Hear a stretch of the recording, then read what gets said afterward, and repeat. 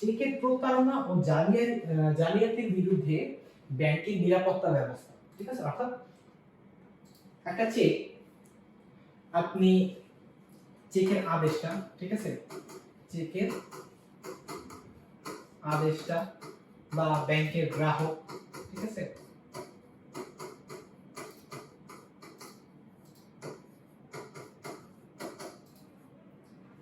আপনি কি করলেন, একটা চেক আপনি আপনার কাকে দিলেন, ধরেন চেক দিলেন আপনার পাওনাদার, ঠিক আছে, অর্থাৎ আপনার কাছে যিনি টাকা পায় এমন একজন ব্যক্তিকে একটা চেক প্রদান করলেন। এখন চেকটা প্রদান করার পর দেখা গেল পাওনাদার চেকটা নিয়ে কোনো প্রতারণা করার চেষ্টা করলো আপনার সাথে। ধরেন আপনি চেকের টাকার অ্যামাউন্ট লিখছেন 10,000, পাওনাদার এখানে সুন্দর করে আরেকটা শূন্য বসায় দিল, ঠিক আছে, শূন্য বসায় দিয়ে এইভাবে লিখে দিল। তাহলে এখানে এখন নতুন করে অ্যামাউন্ট কত হলো, নতুন করে অ্যামাউন্ট হয়ে গেল 1,00,000 টাকা, ঠিক আছে। তো এই যে এই ধরনের প্রতারণা বা জালিয়াতি যেগুলো, বা ধরেন আপনার পাওনাদারকে চেকটা দিচ্ছেন, পাওনাদার নিকট থেকে চেকটা হারায় গেছে, ঠিক আছে, চেক হারানো, বা পাওনাদারকে যে সত্যি আপনি চেকটা দিয়েছেন, বা ধরেন চেকটা আপনার চেক বই থেকে কেউ একজন চুরি করলো, ঠিক আছে, চেক চুরি করলো আপনার চেক বই থেকে। তো এগুলা হচ্ছে মূলত এক ধরনের প্রতারণা বা জালিয়াতি। তো এই ধরনের জালিয়াতিগুলা ব্যাংক কিভাবে টেকেল দেয়, বা ব্যাংক কিভাবে এই জালিয়াতিগুলা ফেস করে, অর্থাৎ আপনার অ্যাকাউন্টের যে নিরাপত্তাটা, এই নিরাপত্তাটা ব্যাংক কিভাবে সুরক্ষা করে, ঠিক আছে, আপনার টাকাগুলা কিভাবে সুরক্ষা করে, এবং চেক দিয়ে অর্থ পরিশোধের ক্ষেত্রে ব্যাংক কি নিরাপত্তাগুলো ব্যবস্থা করে, মূলত আমরা এখানে সেগুলো নিয়ে আলোচনা করতে যাচ্ছি। তো প্রথম যেটা রয়েছে, প্রথম রয়েছে আমাদের সামনে হচ্ছে আদেশটা স্বাক্ষর, ক্লিয়ার করে আমি।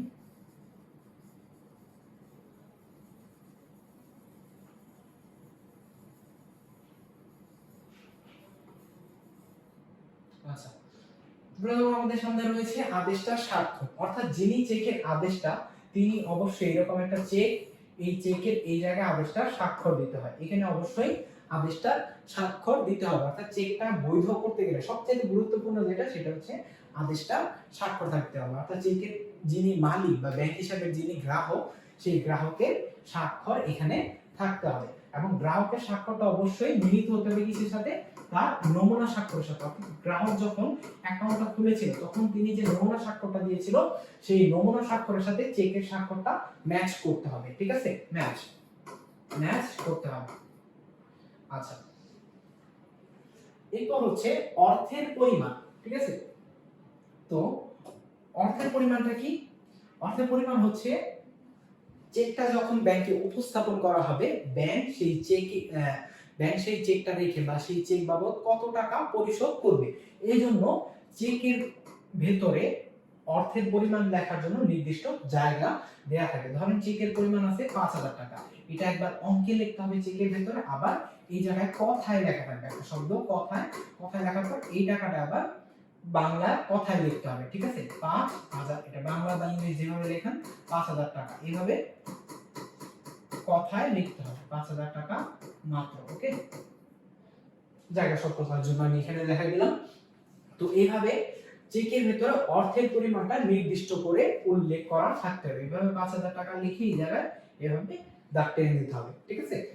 তো এই অর্থের পরিমাণটা ব্যাংকে পর্যাপ্ত পরিমাণ, অর্থাৎ যার ব্যাংক হিসাব থেকে চেকটা দেয়া হয়েছে, অর্থাৎ চেকে যে পরিমাণ অর্থের পরিমাণ রয়েছে, চেকে যে অর্থের পরিমাণের কথা বলা রয়েছে, সেই পরিমাণ অর্থ ব্যাংক হিসাবে রয়েছে কিনা, ঠিক আছে, ব্যাংক হিসাবে সেই পরিমাণ অর্থ ব্যাংক হিসাবে আছে কিনা, ঠিক আছে, ব্যাংক হিসাবে,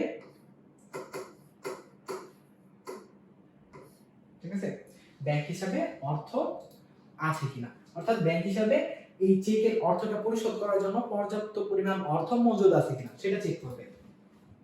এটা হচ্ছে অর্থের পরিমাণটা, অর্থাৎ অর্থের পরিমাণটা এমন ভাবে লিখতে হবে যেন ব্যাংকে সেই পরিমাণ পর্যাপ্ত অর্থ মজুদ থাকে। আর দ্বিতীয়ত, অর্থের পরিমাণ লেখার সময় কোনো প্রকার কাটাছেঁড়া করা যাবে না এই জায়গায়, ঠিক আছে।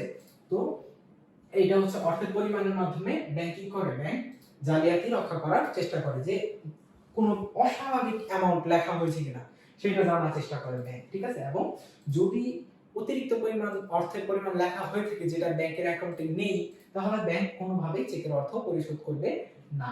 এরপর হচ্ছে তারিখ। ব্যাংক কখনোই কোনো পরবর্তী তারিখের চেক পরিশোধ করে না, ঠিক আছে। মনে করলেন এখানে ব্যাংকের একটা তারিখ দেয়া, অর্থাৎ চেকের একটা তারিখ দেওয়া থাকে, ধরলাম চেক আছে হচ্ছে 20/5/2021, তার মানে মে মাসের 20 তারিখে চেকের টাকাটা পরিশোধ করতে হবে, ঠিক আছে, এইভাবে লেখা আছে। এখন ধরেন আপনি চেকটা জমা দিচ্ছেন 18 মে, ঠিক আছে, 18 মে চেকটা জমা দিলেন। কবে জমা দিচ্ছেন?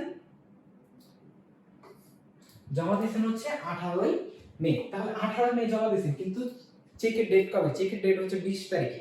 তার মানে এটা কি? এটা হচ্ছে পরবর্তী তারিখের চেক, ঠিক আছে, পরবর্তী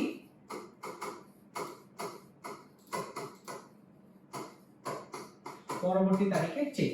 তো পরবর্তী তারিখের চেক যদি হয়, পরবর্তী তারিখের চেক, ব্যাংক কখনোই পরবর্তী তারিখের চেকের অর্থ পরিশোধ করে না, ঠিক আছে। ব্যাংক কখনোই পরবর্তী তারিখের চেকের অর্থ পরিশোধ করে না, অর্থাৎ নির্দিষ্ট তারিখেই আপনাকে চেকটা ব্যাংকে জমা দিতে হবে। আবার পূর্ববর্তী তারিখের চেক ব্যাংক পরিশোধ করে, ঠিক আছে। তবে এখানে আরেকটা কথা আছে, যদি চেকের অর্থ মানে চেকের তারিখটা 6 মাসের বেশি সময় হয়, অর্থাৎ 6 মাসের চেকের যে ডেটটা, এটা যদি 6 মাসের বেশি অতিবাহিত হয়ে যায়, 6 মাসের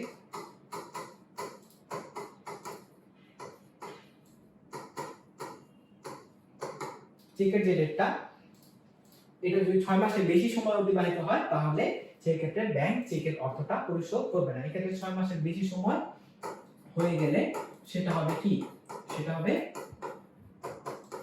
বাসি চেক, ঠিক আছে। বাসি চেকের অর্থ ব্যাংক পরিশোধ করবে না, ঠিক আছে। বাসি চেকের অর্থ কে পরিশোধ করবে না? বাসি চেকের অর্থ ব্যাংক পরিশোধ করবে না। এজন্য তারিখ তথ্য তো গুরুত্বপূর্ণ একটা জিনিস, যে চেকের ভিতরে কত তারিখ দেয়া হয়েছে, তারিখটা কবে, সেটা ভালোভাবে যাচাই বাছাই করে তারপর ব্যাংক চেকের টাকাটা পরিশোধ করে, ঠিক আছে। আচ্ছা, তারপর হচ্ছে হলো হিসাব নাম্বার। হিসাব নাম্বার কি? হিসাব নাম্বার হচ্ছে যে অ্যাকাউন্ট থেকে বা যে ব্যাংক হিসাব থেকে চেকের অর্থটা পরিশোধ করা হবে। তাহলে হিসাব নাম্বারটা কি? হিসাব নাম্বার হচ্ছে যে অ্যাকাউন্ট থেকে চেকের অর্থটা পরিশোধ করা হবে, যে হিসাব থেকে চেকের অর্থ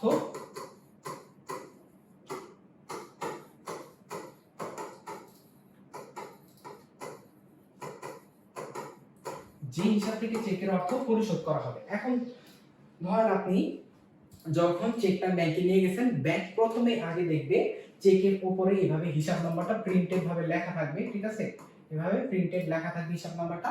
ব্যাংক প্রথমত হিসাব নাম্বারটাকে যাচাই বাছাই করবে। হিসাব নাম্বারটা যাচাই বাছাই করার পর দেখবে যে ওই নির্দিষ্ট হিসাবে নির্দিষ্ট পরিমাণ টাকা যেটা চেকে উল্লেখ করা হয়েছে সেই টাকা অ্যাভেলেবল আছে কিনা, সেটা থাকলে তারপর চেকের অর্থটা পরিশোধ করা হবে। এজন্য হিসাব নাম্বার অনেক গুরুত্বপূর্ণ একটা জিনিস, ঠিক আছে, যে চেকের উপরে ব্যাংকের হিসাব নাম্বারটা, অর্থাৎ গ্রাহকের যে হিসাব থেকে অর্থটা পরিশোধ করা হবে সেই হিসাব নাম্বারটা যথাযথভাবে লেখা হয়েছে কিনা সেটাও ব্যাংক চেক করবে। ওকে, আচ্ছা, হিসাব নাম্বার গেল। এরপর হচ্ছে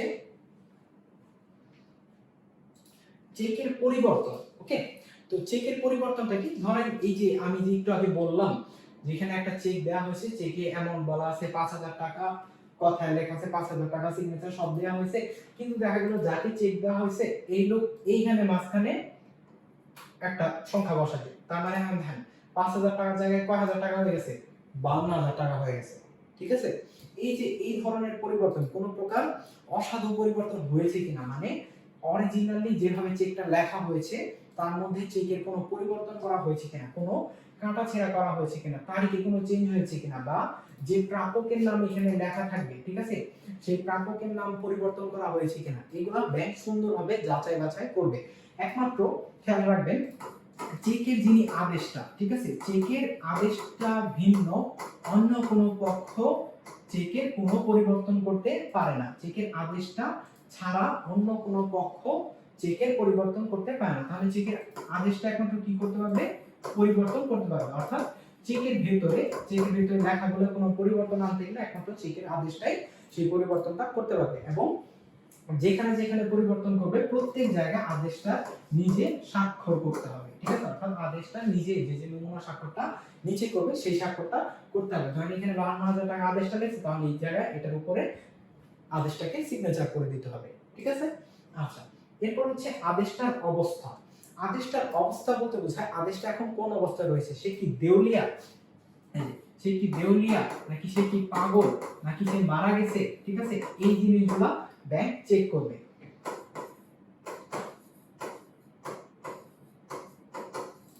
ঠিক আছে, আদেশটা যদি দেউলিয়া হয় এবং এটা যদি ব্যাংক এই মর্মে যদি ব্যাংকের কাছে নোটিশ থাকে, তাহলে ব্যাংক চেকের অর্থ পরিশোধ করবে না। আর আদেশটা যদি পাগল থাকে, পাগলাগার থেকে যদি কোনো আদেশ থাকে বা নোটিশ থাকে ব্যাংকের প্রতি, তাহলে ব্যাংক চেকের অর্থটা পরিশোধ করবে না। এবং আদেশটা যদি মৃত বা মারা যায় আদেশটা, ঠিক আছে, তাহলে সেই ক্ষেত্রে ব্যাংক চেকের অর্থ পরিশোধ করবে না। তবে এখানে একটা ফ্লেক্সিবিলিটি আছে যে আদেশটা যদি পাগল হওয়ার আগে চেকটা ইস্যু করে থাকে, তাহলে ব্যাংক সেটা যাচাই বাছাই পূর্বক চেকের অর্থ পরিশোধ করতে পারে। তবে আদেশটার এই যে বিভিন্ন অবস্থা, আদেশটা দেউলিয়া কিনা, পাগল কিনা, মৃত কিনা, অথবা তার মানসিক কোনো অবস্থার পরিবর্তন হয়েছে কিনা, ঠিক আছে, এই মর্মে ব্যাংকের নিকট যদি কোনো নোটিশ থাকে, তাহলে ব্যাংক কোনোভাবেই চেকের অর্থ পরিশোধ করবে না। ক্লিয়ার? আচ্ছা, এরপর হচ্ছে অনুমোদন ও হস্তান্তর। আমরা এর আগে দেখে আসছি যে অনুমোদন ও হস্তান্তর কিভাবে করা হয়, ঠিক আছে? তো ওই যে নিয়মগুলোতে আমরা অনুমোদন এবং হস্তান্তরের নিয়মগুলো দেখে আসছি, ওই নিয়ম যদি অ্যাকচুয়ালি একদম পুঙ্খানুপুঙ্খভাবে ফলো না করা হয়, অর্থাৎ ধরেন স্বাক্ষরটা মিসিং, ঠিক আছে, ধরলাম অনুমোদনের ক্ষেত্রে স্বাক্ষরটা মিসিং, তারপর ধরলাম স্বাক্ষরটা কোনোভাবে একটু চেঞ্জ করা হয়েছে, অর্থাৎ নমুনা স্বাক্ষরের সাথে ওই অনুমোদনের স্বাক্ষরটা মিলতেছে না, ঠিক আছে, আদেশটা নমুনা স্বাক্ষরের সাথে এই যখন আদেশটা অনুমোদন করতেছে সেই স্বাক্ষরটা মিলতেছে না, ঠিক আছে, বা দেখা যেতে পারে এই হস্তান্তর এমন ভাবে হয়েছে, ধরেন হুকুম চেকের হস্তান্তর হয়েছে কিন্তু হুকুম চেকের অনুমোদন হয় না, ঠিক আছে, হুকুম চেক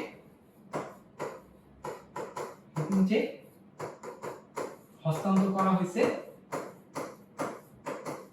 কিন্তু অনুমোদন হয় না। আবার দেখা যেতে পারে এমন ব্যক্তির নিকট হস্তান্তর করা হয়েছে সেই ব্যক্তির কোন প্রকার অনুমোদন নাই, ঠিক আছে। তো এই ধরনের অনুমোদন হস্তান্তর যদি সূক্ষ্মভাবে বা সঠিকভাবে না হয়ে থাকে, তাহলেও সেই চেকের অর্থ ব্যাংক কখনোই পরিশোধ করে না, ঠিক আছে। এরপর হচ্ছে দাগ কাটা চেক। আমরা জানি দাগ কাটা চেক কিভাবে পরিশোধ করা হবে, ব্যাংক হিসাবের মাধ্যমে দাগ কাটা চেকের অর্থ পরিশোধ করা হবে। ব্যাংক হিসাব, দাগ কাটা চেকের মূল তাহলে ভিত্তিটাকে, দাগ কাটা চেকের মূল ভিত্তি হচ্ছে ব্যাংক হিসাব। ব্যাংক হিসাব ভিন্ন অন্য কোনো মাধ্যমে দাগ কাটা চেকের অর্থ পরিশোধ করা হবে না। এখন তাহলে কথা হচ্ছে দাগ কাটা চেক ভিন্ন অন্য কোনো পদ্ধতিতে যদি ব্যাংক হিসাব ভিন্ন অন্য কোনো পদ্ধতিতে যদি দাগ কাটা চেকের অর্থটা পরিশোধ করা না হয়, ঠিক আছে, অর্থ পরিশোধ করা না হয়, তাহলে দাগ কাটা চেকের ক্ষেত্রে ব্যাংক কোন ধরনের নিরাপত্তা ব্যবস্থা, অর্থাৎ এখানে আমরা জানতে পারছি যে যেহেতু ব্যাংক হিসাবের মাধ্যমে অর্থটা পরিশোধ করা হচ্ছে, তার মানে এটা অত্যাধিক নিরাপদ। কিন্তু এই ক্ষেত্রে তাহলে প্রতারণা বা জালিয়াতি কিভাবে হয়, ঠিক আছে। ধরেন দাগ কাটা চেকের ক্ষেত্রে দেখা গেল যে এভাবে দাগ টেনে দিচ্ছে আদেশটা, সামহাউ যে কোনো একজন আদেশটা ভিন্ন অন্য কোনো পক্ষ দাগ কাটা বাতিল করার ট্রাই করছে, ঠিক আছে, দাগ কাটা বাতিল করে সেখানে নিজে স্বাক্ষর করছে, অর্থাৎ দাগ কাটাটা বা আদেশটা ভিন্ন অন্য কোনো পক্ষ দাগ কাটাটা বাতিল করে দিয়েছে, ঠিক আছে, আদেশটা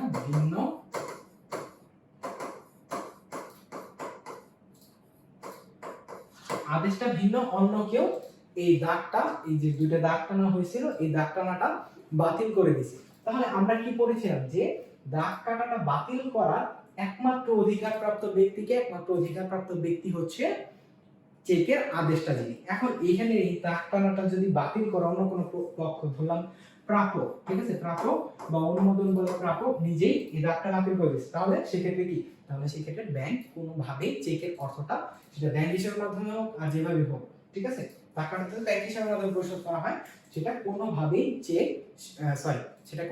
ব্যাংক সেই চেকের অর্থটা পরিশোধ করবে না, ঠিক আছে।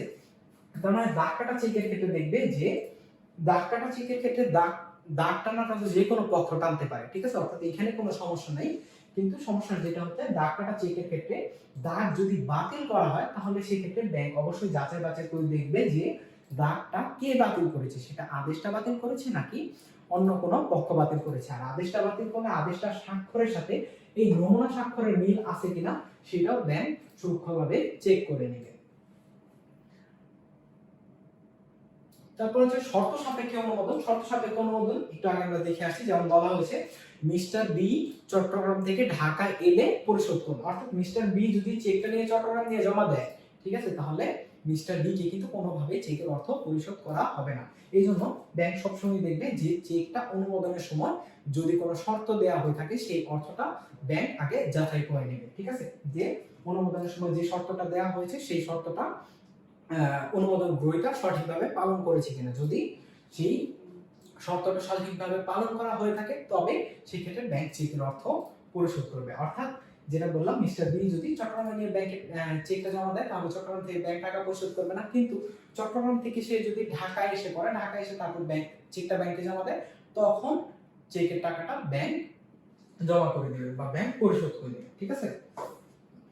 তাহলে এই ছিল শর্ত সাপেক্ষে অনুমোদন।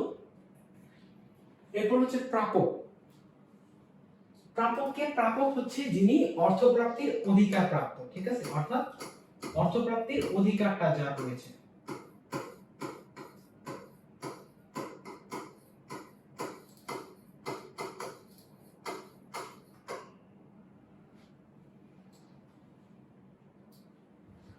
যার নিকট অর্থপ্রাপ্তির অধিকার রয়েছে তিনি হচ্ছেন প্রাপক। ওকে, তো এখন চেকের মধ্যে যদি প্রাপকের নাম লেখা থাকে যে মিস্টার বি কে পরিশোধ করুন, এখন মিস্টার বি কে পরিশোধ করতে বলা হয়েছে চেকের অর্থটা।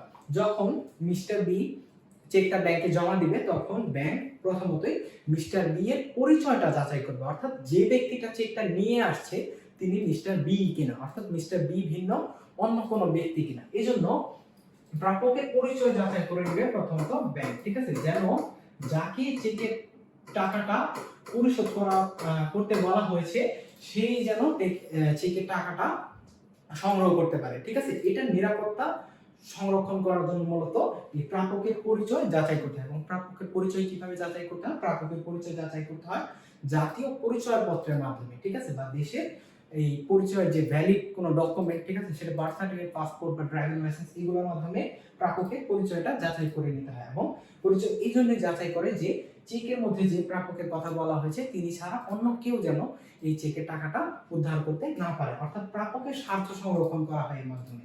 এরপর হচ্ছে প্রাপকের স্বাক্ষর। তো আমরা এর আগে দেখলাম চেকের আদেশটা স্বাক্ষর রয়েছে, তো প্রাপকের স্বাক্ষর কোথায় করতে হয়? প্রাপকের স্বাক্ষর মূলত চেকের পেছনে করতে হয়, ঠিক আছে। এই যে চেকের যে পেছনের পাতা রয়েছে,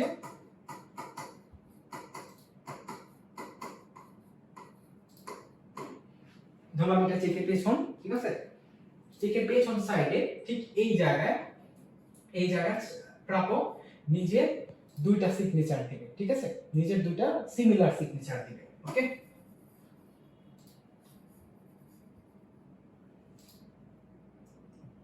সিমিলার সিগনেচার বা প্রাপকের নাম, এইভাবে চেকের পেছনে প্রাপক নিজে দুইটা স্বাক্ষর করবে অথবা নিজের নাম লিখে দিবে, ঠিক আছে।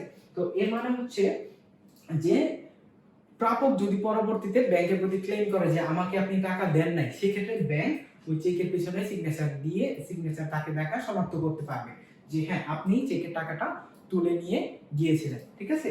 তো এই জন্য চেকের পেছনে অবশ্যই প্রাপকের দুইটা স্বাক্ষর দিতে হয় চেকের অর্থ উত্তোলন করার জন্য। তারপর হচ্ছে আদালতে নিষেধাজ্ঞা। আদালতের নিষেধাজ্ঞা বলতে আমরা কি বুঝি? একটা ব্যাংক হিসাবের উপর যখন আদালতের নিষেধাজ্ঞা জারি করা হয় সেটা জারি করা হয় মূলত গার্নিশি অর্ডার বা গার্নিশি আদেশের মাধ্যমে, ঠিক আছে। তো গার্নিশি আদেশ বলতে বোঝা হলো গ্রাহকের ব্যাংক হিসাবের উপর আদালত যদি কোনো নিষেধাজ্ঞা জারি করে, অর্থাৎ গ্রাহক ব্যাংক হিসাব থেকে অর্থ উত্তোলন করতে পারবে না। তো গার্নিশি আদেশ যদি সমুদয় গার্নিশি আদেশ হয়, অর্থাৎ ব্যাংক হিসেবে সমুদয় টাকার উপর যদি গার্নিশি আদেশ জারি করে তাহলে ব্যাংক কোনোভাবেই চেকের অর্থ পরিশোধ করবে না। তবে যদি আংশিক গার্নিশি আদেশ জারি করা হয়, যে ধরেন ব্যাংক হিসেবে টাকা আছে 1 লক্ষ টাকা, কিন্তু গার্নিশি আদেশ দিছে 20,000 টাকার উপর, তার মানে এখন 20,000 টাকার উপর গার্নিশি আদেশ দিলে যিনি গ্রাহক রয়েছেন তিনি আর কত টাকা উত্তোলন করতে পারবেন, তিনি আরো ৮০,০০০ টাকা ব্যাংক থেকে উত্তোলন করতে পারবেন। এখন চেকটা যদি এই ৮০,০০০ টাকা সমমূল্যের হয় তাহলে ব্যাংক চেকের অর্থ পরিশোধ করে দিবে, ৮০,০০০ টাকা থেকে কম হলে ব্যাংক চেকের অর্থ পরিশোধ করে দিবে, তবে কোনোভাবেই ৮০,০০০ টাকার উপরে হলে ব্যাংক চেকের অর্থ পরিশোধ করবে না। ঠিক আছে, তার মানে হচ্ছে আংশিক গার্নিশি আদেশ হলে যদি চেকের অর্থ পরিশোধ করার মতো পর্যাপ্ত তহবিল গার্নিশি আদেশের বাইরে বিদ্যমান থাকে তাহলে সেই ক্ষেত্রে ব্যাংক কি করবে, ব্যাংক চেকের অর্থটা পরিশোধ করে দিবে।